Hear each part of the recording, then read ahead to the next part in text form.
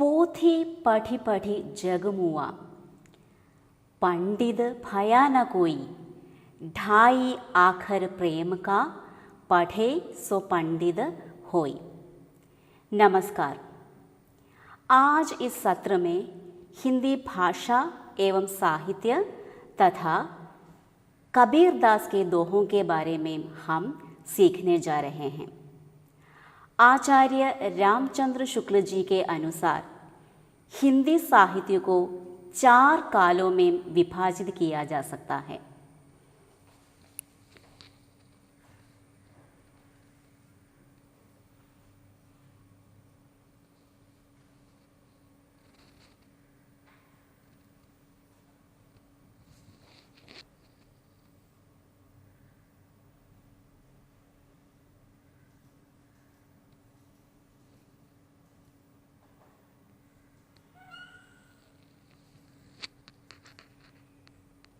एक है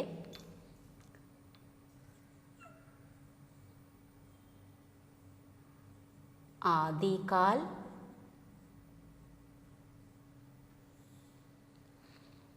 दूसरा है भक्ति काल,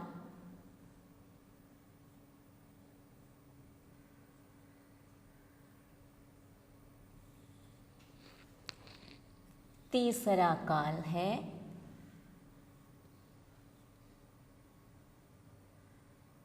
रीति काल,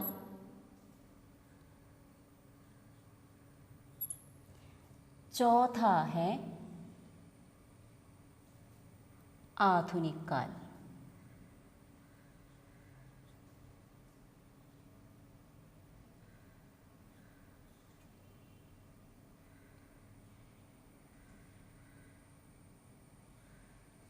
आचार्य रामचंद्र शुक्ल के अनुसार हिंदी साहित्य को 4 कालों में विभाजित किया जा सकता है: आदिकाल, भक्ति काल, रीति काल एवं आधुनिक काल। हमारे पाठ्यक्रम में हमें भक्ति काल के संबंध में सीखना है। भक्ति काल को फिर से 2 रूपों में विभाजित किया जा सकता है।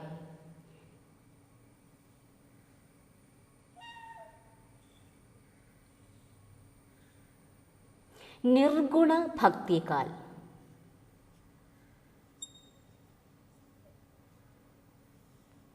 दूसरा है सगुण।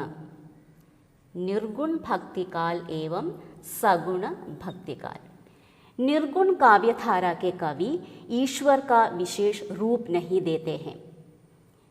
निर्गुण को हम फिर से विभाजित करते हैं: ज्ञानाश्रयी शाखा,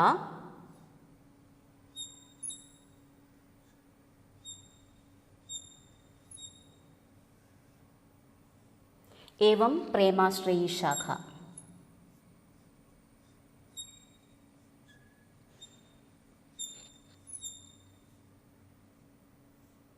उसी प्रकार सगुण भक्ति शाखा को हम फिर से विभाजित करते हैं: राम भक्त काव्य शाखा एवं कृष्ण भक्ति धारा। ये ज्ञानाश्रयी काव्य धारा के अंतर्गत उस युगीन कवि ज्ञान की प्रमुखता देते हैं या ज्ञान का महत्व देते हैं। प्रेमाश्रयी शाखा में प्रेम की प्रधानता होती है और ज्ञानाश्रयी शाखा के सर्वश्रेष्ठ कवि है कबीर।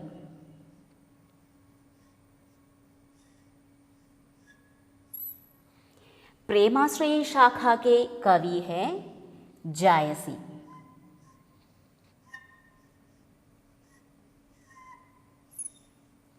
और राम भक्त कवि है, आपने सुना है, तुलसीदास।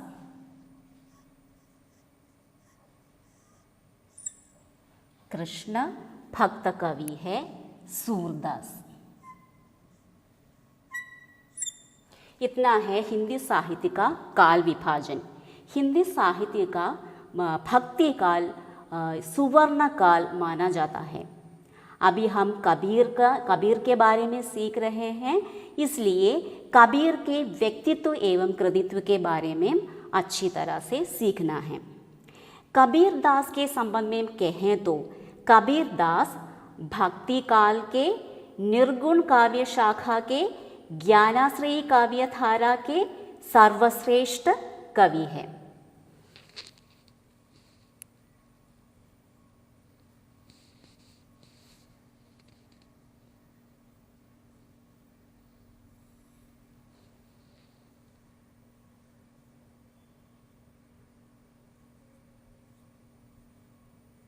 कबीरदास निर्गुण काव्य शाखा के ज्ञानाश्रयी शाखा के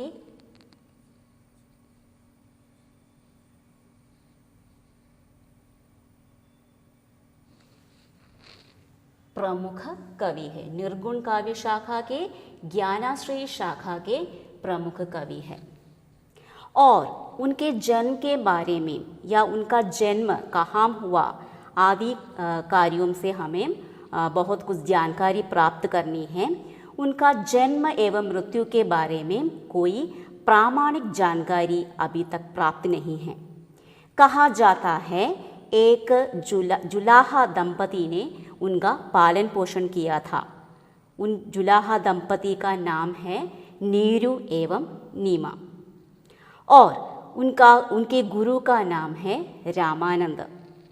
कबीर की कविता की सबसे या कबीर की रचना की सबसे प्रमुख विशेषता उनकी सहजता है। उस युगीन समस्याएं जैसे अंधविश्वास, अनाचार आदि के प्रति वे शब्द उठाते थे। उनका ईश्वर निर्गुण निराकार परब्रह्म थे।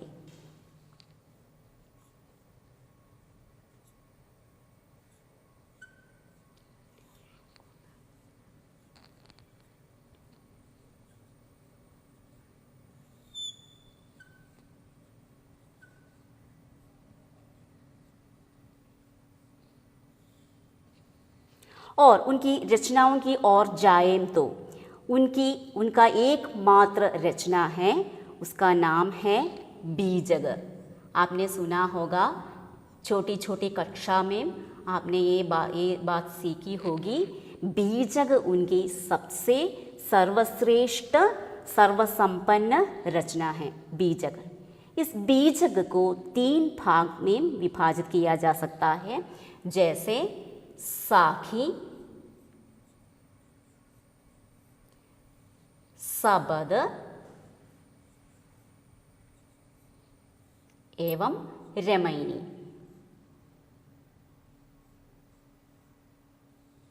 बीजग के 3 भाग हैं, साखी, सबद एवं रमैनी। और उनकी भाषा की ओर जाएं तो उनकी भाषा का नाम सथुकड़ी है।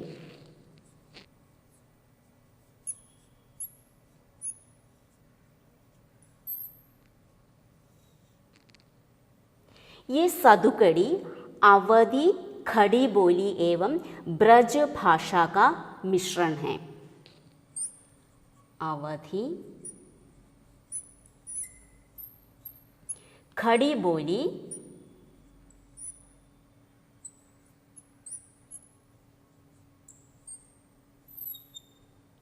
एवं ब्रज भाषा का मिश्रण है। इतना है कबीर दास का व्यक्तित्व एवं कृतित्व। कबीर दास आप सब लोगों ने सुना है कि कबीर दास हिंदी के भक्तिकालीन निर्गुण ज्ञानाश्रयी शाखा के सर्वश्रेष्ठ कवि है और उनका व्यक्तित्व एवं कृतित्व हमने अभी पढ़ा है। अभी हम कबीर के दोहे की ओर जा रहे हैं। कबीर सुमिरन सार है और सगल जंजाल, आदि अंति सब सोथिया, दूजा देखूं काल। एक दोहा है, उसका शब्दार्थ जो है मैंने यहाँ लिखा है सुमिरन करना मने स्मरण करना, सकल मने सभी, आदि अंति मने आरंभ एवं अंतिम, सोथिया मने अन्वेषण करना। अब इस दोहे की ओर देखिए। कबीर सुमिरन सार है, यहाँ कबीरदास ने नाम स्मरण की महत्ता पर अपना मत व्यक्त किया है। हमें मालूम है ईश्वर को पा लेने की अतिशय प्यास कबीरदास में प्रस्तुत थी और कबीरदास कहते हैं नाम स्मरण ही सभी साधनों से श्रेष्ठ है या सभी साधनों में श्रेष्ठ है और अन्य सभी उपाय जैसे हठयोग, तीर्थाटन, मंत्रोच्चारण, नमाज आदि झंझट है। कबीरदास आत्मा एवं परमात्मा की अतिशय मिलन के बारे में यहाँ कहते हैं। आत्मा परमात्मा से मिलन करते समय या मिलन करते वक्त परमात्मा के सभी गुण हम में होनी चाहिए या आत्मा में होनी चाहिए। परमात्मा की अद्भुत शक्ति हम में बसनी चाहिए। इसके लिए हमें क्या करना चाहिए? हमें नाम स्मरण की ओर जोर देनी चाहिए। बाकी अन्य बाह्य प्रवृत्ति जैसे मैंने कहा था तब तीर्थाटन आदि झंझट है या मंत्रोच्चारण, नमाज आदि झंझट है या व्यर्थ है। ईश्वर की ओर जाने की अतिशय शक्ति जब हम में आ बसते हैं तब इन बाह्य प्रवृत्तियों की ओर हम ज़्यादा ध्यान नहीं देते हैं। इसलिए कबीरदास ने नाम स्मरण की महत्ता की ओर हमें उन्मुख किया है। प्रथम दोहा है, इस दोहे का प्रथम पंक्ति का अर्थ है कबीर सुमिरन सार है और सकल जंजाल, नाम स्मरण ही सर्वश्रेष्ठ है, बाकी सब व्यर्थ है या झंझट है। और दूसरा देखिए, आदि अंति सब सोथिया दूजा देखोम काल। कबीरदास इस प्रकार कहते हैं, मैंने इन सभी बातों को अच्छी तरह जानकर समझकर शोध करके, वही तो है आदि एवं अंति, यानी आदि माने आरंभ और अंति माने अंतिम स्थिति। मैंने आरंभ स्थिति और अंतिम स्थिति को अच्छी तरह जानकर समझकर उनके परिणामों के बारे में जानकर मैंने इस निष्कर्ष पर पहुंचा है कि बाकी सब यानी कि आदि और अंतिम स्थिति सब काल की तरह भयावह है।